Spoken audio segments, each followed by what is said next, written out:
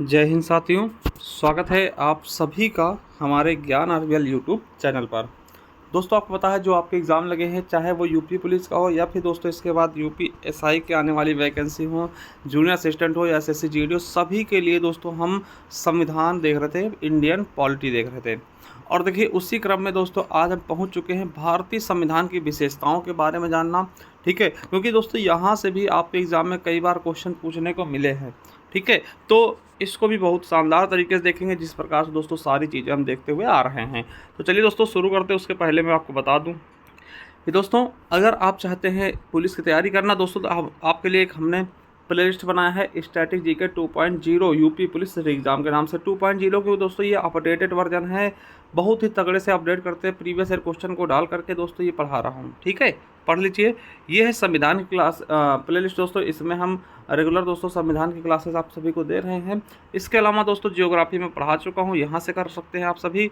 ठीक है, यहाँ से पूरी जियोग्राफी कर सकते हैं। इसके अलावा करंट अफेयर दोस्तों पढ़ा दिया है, यहाँ से कर लीजिए। और संपूर्ण इतिहास हमने पढ़ाया हुआ। इसके अलावा दोस्तों हमने संपूर्ण हिंदी भी पढ़ाई है, तो आप जा करके कर सकते हैं हमारे प्ले लिस्ट में जा करके। ठीक है, अब दोस्तों जिनको चाहिए PDF, तो दोस्तों उनको जाना होगा हमारा ज्ञान आरबीएल ऐप डाउनलोड कर लें। क्या कर लें? ज्ञान आरबीएल ऐप डाउनलोड कर लें दोस्तों।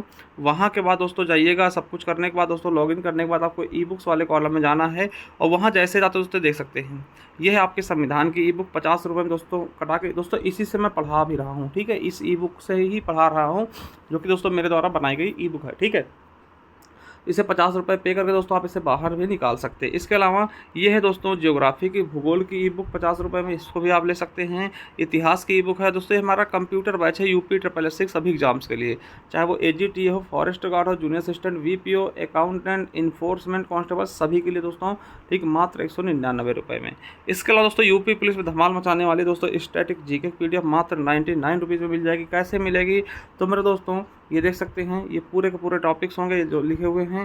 ठीक है, और दोस्तों कैसे मिलेगी? ज्ञान आरबीएल ऐप से ले सकते हैं डायरेक्ट जा करके, या फिर दोस्तों इस नंबर पे आप व्हाट्सअप करके दोस्तों 99 रुपीज़ पे करके गूगल पे, फ़ोन पे, पेटीएम के माध्यम से दोस्तों स्क्रीनशॉट भेज के व्हाट्सअप पे दोस्तों हमको व्हाट्सअप से ही प्राप्त कर सकते हैं। ओनली दोस्तों व्हाट्सअप करिएगा, कॉल है। ठीक है, और साथियों इसके अलावा हमारा सफलता 2.0 बैच भी है जूनियर असिस्टेंट के एग्ज़ाम्स के लिए। तो दोस्तों देरी किस बात की, अगर आप चाहते हैं जुड़ना तो जुड़ सकते हैं। जो चीज़ आप परचेस करना चाहते हैं परचेस कर सकते हैं। बहुत ही शानदार तरीके से दोस्तों PDF को डिज़ाइन किया गया है। चलिए शुरू करते हैं वीडियो को। तो मेरे साथियों आज हम देखेंगे भारतीय संविधान की विशेषताएं। देखिए हमारा संविधान बना, ठीक है, तो आपको पता है हर एक चीज़ की कोई ना कोई विशेषताएं होती हैं, कोई ना कोई खूबियां होती हैं, और कोई ना कोई दोस्तों बुराइयां भी होती हैं। तो साथियों आज हम देखेंगे क्या भारतीय संविधान की विशेषताएं, क्या क्या विशेषताएं रही हैं भारतीय संविधान में। ठीक है, हमारे जो भारतीय संविधान दोस्तों उसमें क्या क्या आपको अच्छा लगेगा, क्या क्या चीज़ें उसमें मौजूद हैं, तो इन चीज़ों पर हम बात करेंगे। और यहाँ से भी देखेंगे दोस्तों क्वेश्चन बहुत सारे पूछे गए आपके एग्जाम्स में। ठीक है, तो चलिए दोस्तों देखते हैं। देखिए भारतीय संविधान की विशेषताएं निम्नलिखित हैं। पहला है लिखित एवं विस्तृत संविधान।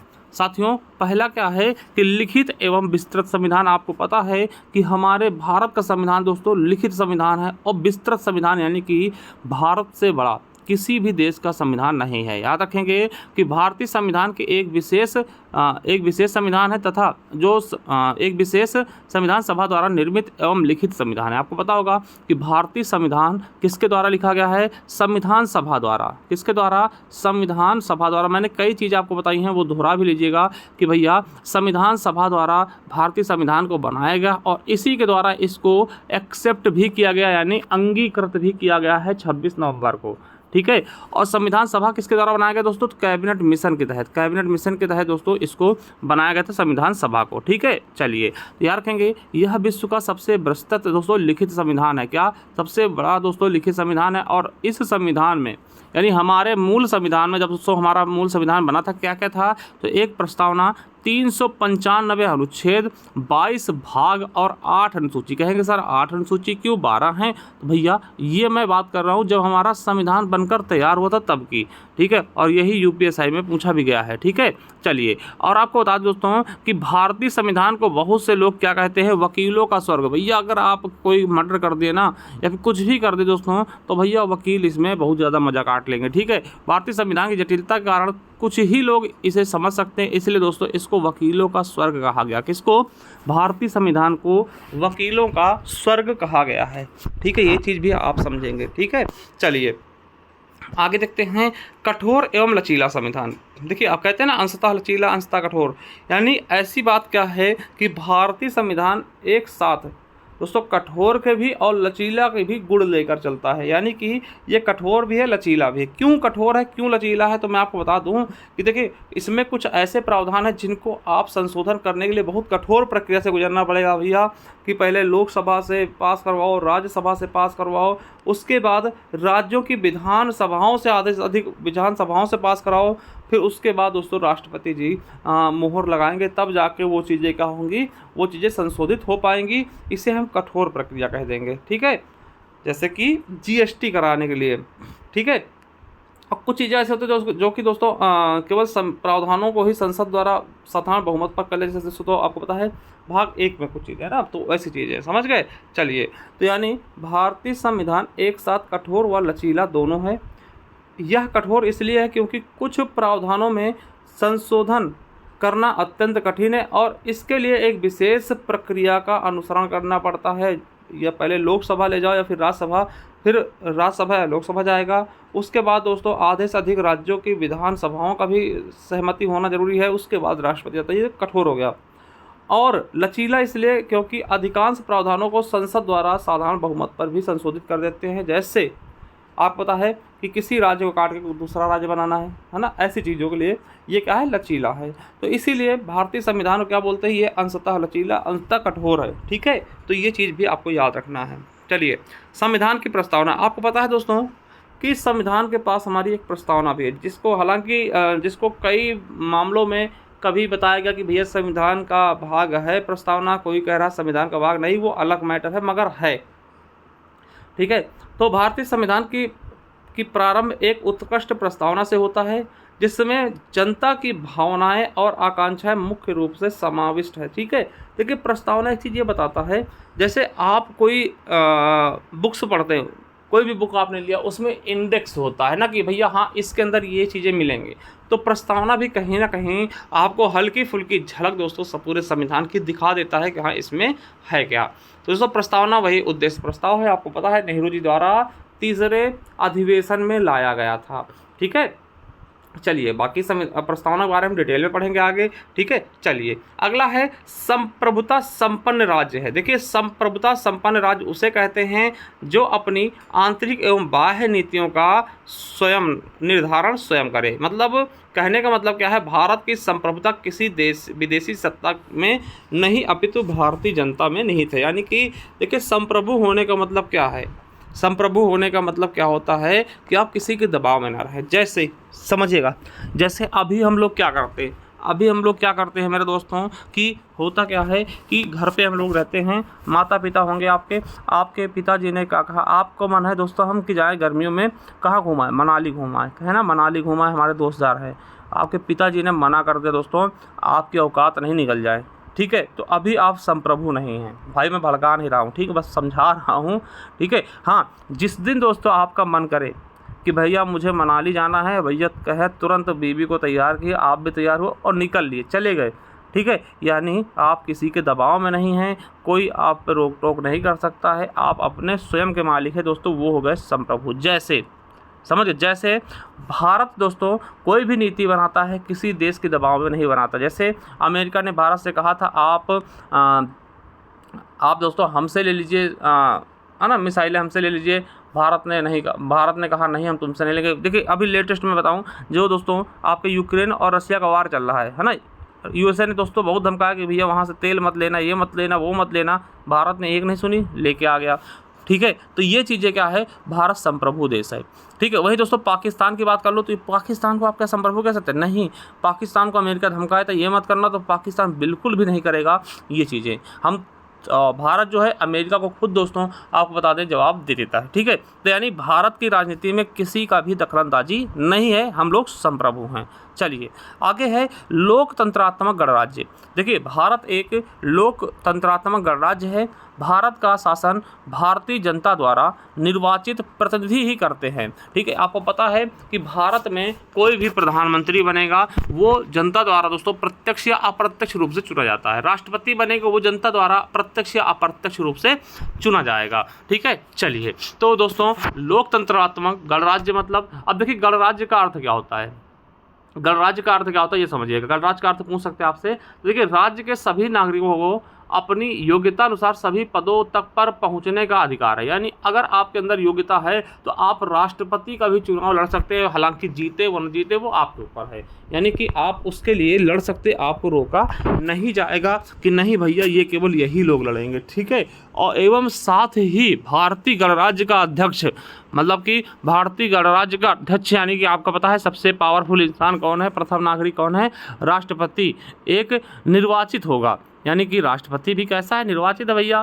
ठीक है, हमारे द्वारा चुने गए लोग ही उनको निर्वाचित करते हैं, यानी अप्रत्यक्ष रूप से हम सभी वोट देते हैं। ठीक है, जो कि ब्रिटेन की तरह आनुवंशिक नहीं दोस्तों कि वहाँ पे राजा का बेटा ही राजा होगा, ऐसा कुछ भी नहीं है दोस्तों, ये गणराज्य होगा। गणराज्य का मतलब ये होता है, गणराज्य का अर्थ क्या होता है कि भारत में वंशानुगत शासन नहीं है।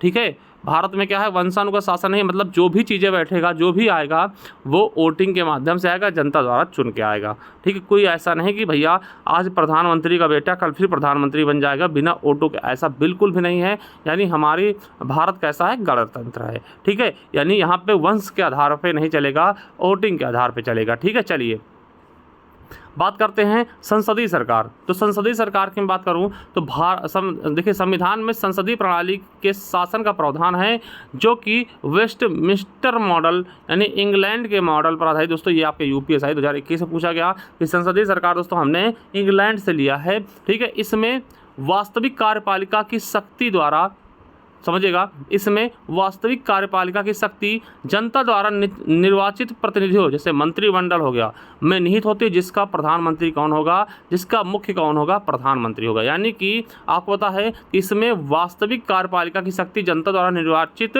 प्रतिनिधियों जिसको हम मंत्रिमंडल बोलते हैं, मंत्रिपरिषद बोलते हैं, उसमें निहित होगी, जिसका प्रमुख कौन होगा, प्रधानमंत्री होगा। दोस्तों ये आर्टिकल 74 में बताया गया है। ठीक है, और मंत्रिपरिषद दोस्तों सामूहिक रूप से संसद के प्रति, ठीक है, क्या होती है, उत्तरदायी होती है, लोकसभा के प्रति उत्तरदायी होती है। ये चीज़ आखिर लोकसभा के प्रति ना, ये आपके यूपीएसआई में पूछा गया है। तो संसदीय सरकार आप समझ गए होंगे, ये आपने कहाँ से लिया है, वेस्टमिंस्टर मॉडल दोस्तों, इंग्लैंड से। ठीक है, चलिए अब मूल अधिकार, मेरे साथियों, मेरे भाइयों, आपको याद रखना सबसे इम्पॉर्टेंट अगर कोई चीज़ है दोस्तों तो आपके लिए मूल अधिकार है। किसी भी व्यक्ति के लिए मूल अधिकार ही सर्वोपरि हैं। आपको बता दें कि संविधान के भाग 3 अनुच्छेद 12 से 35 तक में नागरिकों के लिए मूल अधिकारों को शामिल किया गया है। यहाँ पे यूपीएसआई में पूछा गया दोस्तों। आपको पता है जब संविधान बना था तब उस समय इनकी संख्या 7 थी, परंतु दोस्तों आज 6 बची है। ठीक है, क्यों? क्योंकि दोस्तों संपत्ति के अधिकार को मूल अधिकार या मौलिक अधिकार से हटा करके बाहर कर दिया गया है आर्टिकल 300A में। ठीक है, विधिक अधिकार बना दिया गया है। ठीक है, तो अभी कितने अधिकार बचे हैं? 6 मूल अधिकार बचे हैं। मूल अधिकार दोस्तों कहाँ से प्रेरित हैं? अमेरिका से। ठीक है, मूल अधिकार मतलब क्या होता है दोस्तों कि आपके कुछ अधिकार जो कि दोस्तों कोई नहीं छीन सकता।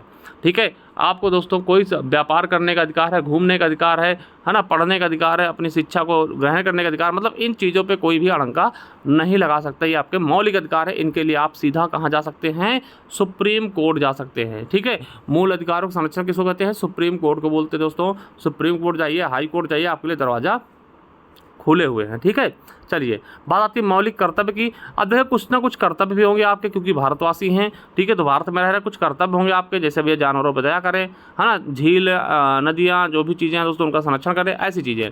ठीक है, तो कुछ काम भी आपको दिए जाएंगे। तो मौलिक कर्तव्य दोस्तों आपको बता दें ये मूल संविधान में नहीं थे। क्या? जो हमारा मूल संविधान बन के तैयार था उसमें मौलिक कर्तव्य नहीं थे। तो दोस्तों कब लाए गए? तो 42वां संविधान संशोधन किया गया सरदार स्वर्ण सिंह समिति की सिफारिश पर। आर्टिकल 51A जोड़ा गया। ठीक है, 51A दोस्तों जोड़ा गया। कहाँ? भाग 4A में जोड़ा गया। और टोटल दोस्तों उस समय 10 आपके मौलिक कर्तव्य जोड़े गए, फिर बाद में दोस्तों एक 86वां संविधान संशोधन करके एक और जोड़ा गया। ठीक है, तो हमारे पास टोटल अभी वर्तमान में कितने मौलिक कर्तव्य हैं? 11। आपसे पूछेगा कि मूल संविधान में कितने मौलिक कर्तव्य थे? भैया एक भी नहीं था, बाद में जोड़े गए। कब? 42वें संविधान संशोधन द्वारा। ठीक है, आई होप आप समझ गए किस समिति द्वारा? सरदार स्वर्ण सिंह समिति की सिफारिश पर। ठीक है, चलिए आगे देखते हैं। राज्य के नीति निर्देशक तत्व, दोस्तों ये भाग 4 में उल्लेख है, अनुच्छेद 36 से 51 तक। देखिए यूपी पुलिस में पूछा गया। देखिए इसमें कहा गया है कि कुछ ऐसे निर्देशक तत्व उल्लेख किए जाएंगे जिनका पालन दोस्तों करना राज्य का कर्तव्य होगा। दोस्तों यानी इसका उद्देश्य क्या होता है? कल्याणकारी राज्य की स्थापना करना। मतलब किसी चीज़ों के लिए जो योजनाएं चलती है, वेलफेयर चलती है दोस्तों, उन सभी चीज़ों बात की गई कि हाँ राज्य का कल्याण कैसे हो, उसके लिए कुछ चीज़ें दी गई हैं जिनका पालन करना राज्य के ऊपर दोस्तों ज़बरदस्ती नहीं करवा सकते। हाँ राज्य चाहे तो ये चीज़ें मतलब इनको पालन करवा सकता है, और ये सभी आयरलैंड से लिए गए हैं। ठीक है, तो आपके राज्य के नीति निर्देशक तो कहाँ से प्रचलित हैं? तो आयरलैंड से दोस्तों इनको लिया गया है। अगला है एकीकृत एवं स्वतंत्र न्यायपालिका। क्या दोस्तों? एकीकृत एवं स्वतंत्र न्यायपालिका। दोस्तों भारत, देखिए भारत का संविधान एकीकृत एवं स्वतंत्र न्यायपालिका, मतलब न्यायपालिका किसी दबाव में है। एकीकृत मतलब दोस्तों सभी एक में जुड़े हुए। देखिए सबसे ऊपर क्या है? सुप्रीम कोर्ट है, फिर दोस्तों क्या है? हाई कोर्ट होंगे सभी, और फिर दोस्तों आपको पता अधीनस्थ न्यायालय होंगे, फिर दोस्तों जिले वाले हो जाए, मतलब कि गाँव वाले जो छोटे मोटे होते हैं उनकी बात करेंगे। ठीक है, चलिए तो यानी कि आपको बता दें कि भारतीय न्यायपालिका के शीर्ष पर दोस्तों कौन बैठा है? सर्वोच्च न्यायालय दोस्तों। ठीक है, उच्चतम न्यायालय, फिर दोस्तों राज्यों में उच्च न्यायालय, और उसके बाद दोस्तों राज्यों के नीचे जिला में दोस्तों अधीनस्थ न्यायालय हो जाते हैं। मतलब एक क्रम में एक एकीकृत तरीके से बनाए गए हैं। ठीक है, आपको बता दें कि न्यायपालिका की स्वतंत्रता के लिए न्यायाधीशों की नियुक्ति, वेतन, भत्ता, पदों से हटाए जाने के संबंध में संविधान में स्पष्ट प्रावधान किए गए हैं, जिससे सरकार उन पर दबाव नहीं डाल सकती दोस्तों। यानी हमारे यहाँ की न्यायपालिका क्या है? एकदम दोस्तों स्वतंत्र है। ठीक है, कोई भी चीज़ जो गवर्नमेंट करते हैं दोस्तों, अगर आप उस पर अड़ंगा लगाते हैं दोस्तों, तो आप ये समझिए कि उसका निर्णय कौन करती है? सुप्रीम कोर्ट करती है कि भैया हाँ ये सरकार ने गलत किया या सही। अगर गलत किया दोस्तों उसको हटा दिया जाएगा। ठीक है, चलिए एकल नागरिकता है दोस्तों। जैसे आपको पता है कि इंग्लैंड से ली गई दोस्तों ये एकल नागरिकता। जैसे अमेरिका में दोस्तों दोहरी नागरिकता है। अमेरिका में क्या चल रही है? दोहरी नागरिकता। आपसे पूछ सकता है अमेरिका में दोहरी नागरिकता। पहले दोस्तों ये राज्य के होते हैं, राज्य के नागरिक होते हैं, फिर दोस्तों आपके देश के होते हैं। जैसे दोस्तों पहले हमारे यहाँ जम्मू कश्मीर में थी, पहले कहते थे हम कश्मीरी नागरिक हैं, उसके बाद हम भारतीय होते थे। ठीक है, मगर दोस्तों अब ऐसा नहीं है। तो आपसे पूछेगा एकल नागरिकता दोस्तों कहाँ से लिया गया? तो आपको ब्रिटेन बताना है। ठीक है, अपने यहाँ कैसी नागरिकता है? एकल नागरिकता दोस्तों है। ठीक है, क्या है? एकल नागरिकता है। ठीक है, ये चीज़ें आपको याद करके रखनी है भैया कि भारत में कैसी नागरिकता है? एकल नागरिकता। ठीक है, चलिए अगला है वयस्क मताधिकार। ठीक है, वयस्क मताधिकार दोस्तों आपको पता होगा कि संविधान प्रत्येक वयस्क को संविधान प्रत्येक वयस्क नागरिक को मत देने का अधिकार प्रदान करता है। ठीक है, याद रखेंगे संविधान लागू होने के समय मतदान का अधिकार केवल उन्हें ही प्राप्त था जो 21 वर्ष पूरी कर चुके हों। क्या पहले जो अभी हम लोग मत डालते हैं 18 साल में, पहले दोस्तों ये 21 साल में था। परंतु दोस्तों ये आपका संशोधन बहुत इंपॉर्टेंट है। 61वां संविधान संशोधन 1989 द्वारा दोस्तों ये मतदान की आयु को कम करके 21 से घटा करके कितना कर दिया गया? 18 साल कर दिया गया। यानी कहा गया कि अगर कोई भी व्यक्ति 18 साल का हो चुका है तो वो वोट डाल सकता है। कब किया गया? तो आप बताइएगा 1989 में 61वें संविधान संशोधन द्वारा करके। ठीक है, चलिए अगला है पंथ निरपेक्ष राज्य। दोस्तों भारत एक धर्मनिरपेक्ष या पंथ निरपेक्ष राज्य है। यानी इसका मतलब क्या होता है कि इसलिए दोस्तों संविधान किसी धर्म विशेष को भारत के धर्म के तौर पर मान्यता नहीं देती। जैसे आपको पता है आप पाकिस्तान जाएंगे कहेंगे मुस्लिम राष्ट्र है। ठीक है, आप बांग्लादेश जाएंगे मुस्लिम राष्ट्र है, अफगानिस्तान जाएंगे मुस्लिम राष्ट्र है। कभी दोस्तों भारत में सुना कि हिंदू राष्ट्र है? बिल्कुल नहीं, क्योंकि दोस्तों ये धर्मनिरपेक्ष है। यानी कि यहाँ पर सभी धर्म स्वीकार हैं, सभी धर्म बराबर हैं, सभी धर्म क्या हैं? बराबर हैं। ठीक है, तो आपको बता दें कि भारत एक धर्मनिरपेक्ष राज्य है। ठीक है, और आपको बता दें राज्य सरकार द्वारा किसी धर्म को दोस्तों स्वीकार नहीं किया गया। भारत का कोई धर्म नहीं है। ठीक है, ये आपके यूपी पुलिस में पूछा गया। धर्मनिरपेक्ष का मतलब क्या होता है? ये आपके यूपी पुलिस 2014 में इसका अर्थ पूछा गया। ठीक है, समाजवादी। देखिए समाजवादी शब्द कब जोड़ा गया, तो आपको बता दें समाजवादी शब्द 42वें संविधान संशोधन 1976 में जोड़ा गया। यहाँ पे यूपीएससी में पूछा गया। आपको बता दें समाजवाद का उद्देश्य विभिन्न वर्गों में समानता समाप्त करके आर्थिक और सामाजिक शोषण को समाप्त करना, यानी कि जैसे कोई गरीब है दोस्तों उसको ऊपर उठाना, ठीक है, यानी कि उसको अमीरों के बराबरी पे ला के खड़े करने के लिए दोस्तों समाजवादी शब्द यूज किए जाते हैं। यानी जो ऐसे वर्ग हैं जिनमें दोस्तों बहुत से कमियां हैं उनको दोस्तों दूर करना, ठीक है। चलिए अगला है अल्पसंख्यकों के हितों की सुरक्षा। दोस्तों जो अल्पसंख्यक है उनके लिए दोस्तों आप बताते हैं कि आपके मौलिक अधिकार के जरिए, ठीक है, 2 आर्टिकल दिए गए हैं 29 और 30, ये आपके लिए इंपॉर्टेंट है। देखिए 29 में क्या कहा गया है, अल्पसंख्यकों को भाषा संस्कृति या है ना भाषा लिपि व संस्कृति बनाए रखने का अधिकार है। यानी अल्पसंख्यक जो चाहें वो अपनी भाषा यूज कर सकते हैं, अपनी तरीके से दोस्तों वो लिपि भी यूज कर सकते हैं और उनकी संस्कृति को हटाया नहीं जाएगा। भैया नहीं कि आप अल्पसंख्यक है आपको भगा दिया जाएगा, ऐसी चीज़ें मत करिए, ऐसा कुछ भी नहीं है। चीन में उइगर मुसलमान के साथ क्या होता है वो आप सभी जानते होंगे, मगर भारत में दोस्तों ऐसा कहीं भी आपको देखने को नहीं मिलेगा, ठीक है। 30 में क्या कहा है, शिक्षण संस्थानों की स्थापना, यानी कि अल्पसंख्यक चाहे तो अपने शिक्षण संस्थानों की स्थापना कर सकते हैं, प्रशासन करने के अधिकार होगा, ठीक है। यानी जो चाहें वो खोल सकते हैं, जैसे कि दोस्तों मुस्लिम लोग मदरसा चलाते हैं, है ना, ऐसी चीज़ें वो खोल सकते हैं, ठीक है। चलिए विधि का शासन, विधि का शासन क्या है दोस्तों, तो भारतीय संविधान विधि के शासन की स्थापना करता है, यानी कानून का शासन। इसके अंतर्गत विधि के समक्ष सभी नागरिक समान है, यानी कि कानून के आगे सब लोग समान है, ऐसा कहा गया हमारे संविधान में। ये ब्रिटेन से प्रेरित है दोस्तों, आपका यूपीएससी में भी पूछा गया था। यानी कि ये कहाँ से क्या है दोस्तों, कि हम सभी कानून के समक्ष क्या हैं, कोई गरीब अमीर ऐसा कुछ भी नहीं, सब लोग क्या है कानून के समान, कानून के समक्ष दोस्तों क्या है बराबर है, ठीक, ऐसा कहा गया है भारतीय संविधान में। अगला है अनेक देशों के संवैधानिक तथ्यों का समावेशन। आपको ये चीज़ पता होगा दोस्तों कि भारत का संविधान बनने से पहले दोस्तों हमने अनेक संविधानों का अध्ययन किया, क्या अनेक देशों के संविधानों का अध्ययन किया। उसके बाद दोस्तों इसको जहाँ से हमें जो चीज़ें अच्छी लगी वहाँ से वो चीज़ें हमने अडॉप्ट कर ली हैं, वहाँ से वो चीज़ें हमने ले ली हैं और उन्हें भारतीय संविधान में डाल दिया है। लगभग 60 से अधिक देशों का हमने दौरा किया था दोस्तों, वहाँ के संविधानों को पढ़ा था और वहाँ से जो चीज़ें जिस देश से अच्छी लगी उन चीज़ों को हमने एक्सेप्ट कर लिया, ठीक है। तो यार कहेंगे बहुत से देशों के संविधानों का अवलोकन करके संविधानों में कुछ अच्छी चीज़ों का भारतीय संविधान में शामिल किया गया है। चलिए अगला है त्रिस्तरीय शासन व्यवस्था, यानी विकेंद्रीकरण व्यवस्था। दोस्तों आपको बता दें कि शासन संचालन में सुगमता और पारदर्शिता हेतु 273वां एवं 74वां संविधान संशोधन के माध्यम से स्थानीय शासन का उपबंध को जोड़ा गया।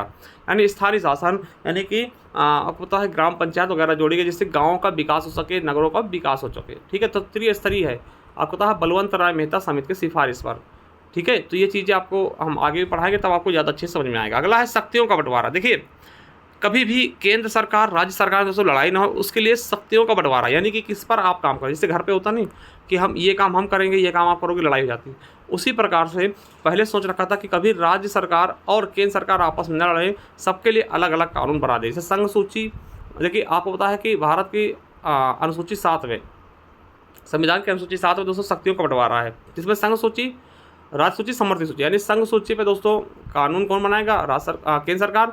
राज्य सूची पे कानून कौन बनाएगा, राज्य सरकार। और समर्थित सूची पे कानून कौन बनाएगा, दोनों लोग मिलकर बनाएंगे, ठीक है।